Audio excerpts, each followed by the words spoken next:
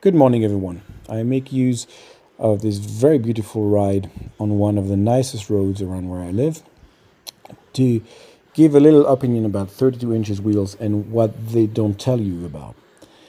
There was a very good video by Russ from Path Less Pedal a couple of days ago regarding 32 inches wheels and what he thinks about them. I encourage you to watch it. It's very interesting. And he touched on the one thing that I find important, which is gearing.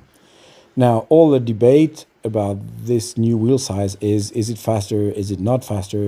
Is it better for handling? The truth is, the industry is going to go for this wheel size because they're going to go for anything new that allows them to sell bikes. And it's coming on mountain bike, it's going to come on gravel bike, it's going to come on road bike. It's just guaranteed to happen.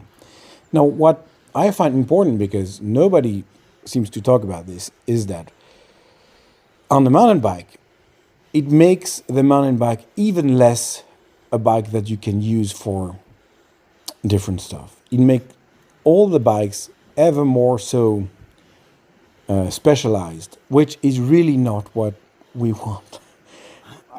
Most people ride bikes would like to have a bike that they can ride for sport and for pleasure, but they can bring the kid to school with them and get some groceries. And the truth is, if you have this very big wheel on a mountain bike, it makes for a bigger gear because your wheel is, so to speak, your last cog in your system. So now you have to have even lower gear on a mountain bike to be able to go uphill with these very, very big wheels and even bigger tires. And the truth is, they are not gonna make the front chainring smaller because it's already too small as it is. Because it's already so now that if you have a mountain bike, you can't really ride it on the road. You can't commute to work with it really because your highest speed on the road is probably, I don't know, like 40, 45, and then you're spinning.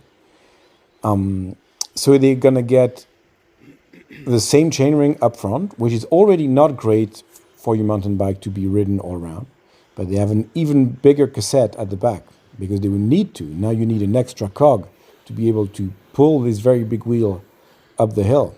So my prediction, and it's guaranteed to happen, that 13 speed is going to come to mountain bike. They will have to, because now they have to have like a 55 at the back or something.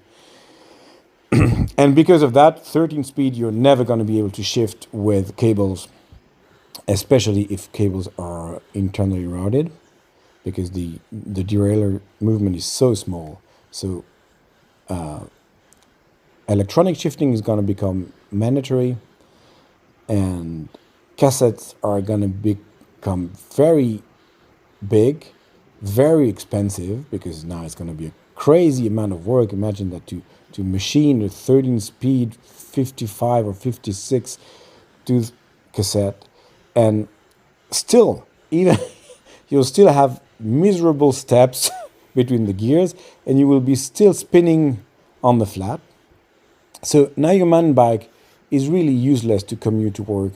But what changed that? Now the expense got even higher on parts that you have to change often, like chains and cassettes. It's so against the consumer's interest. But what's going to happen now? If you have a 13-speed mountain bike cassette with a very, very big cog, it means that you need to go for what they call super boost or hyper boost, or the even larger than boost hub standard at the back. Otherwise, there's no way you're going to fit this cassette and the disc brakes and a reasonable hub, because now that you have a very big wheel, your wheel is getting way weaker because it's so big. Your spoke bracing angle is awful now. So you'll have to have a wider hub. So you have to have a wider standard for the spacing at the back, and so you'll have to have a wider Q factor. So now your mountain bike that was already dreadful to ride on the road, because now it has an even wider Q factor, and you're still spinning on a flat. Now it's completely miserable on the road.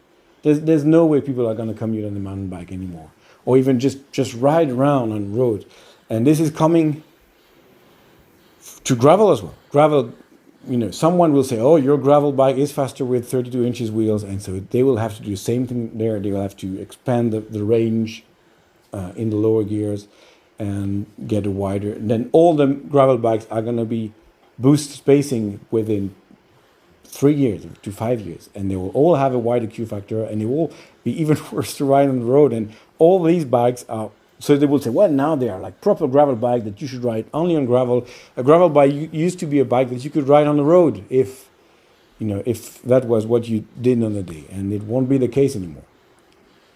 So that's what they're not telling you about 32 inches wheels. It's faster. It's definitely faster for tall professionals who are riding World Cup mountain bikes.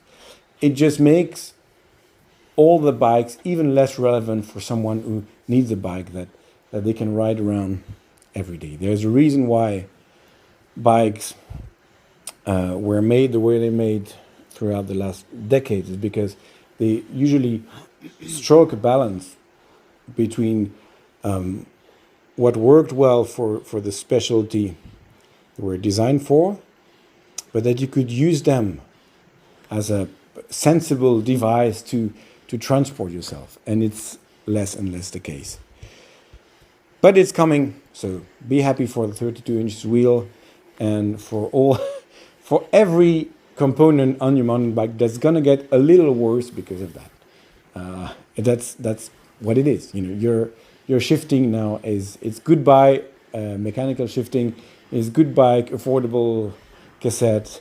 It's goodbye good step between gears, and it's goodbye good looks. Because if you think you had a gigantic dyno plate as a cassette now, wait for in 2 or 3 years they'll have to come up with an even bigger cassette to get the 32 inches wheel rolling.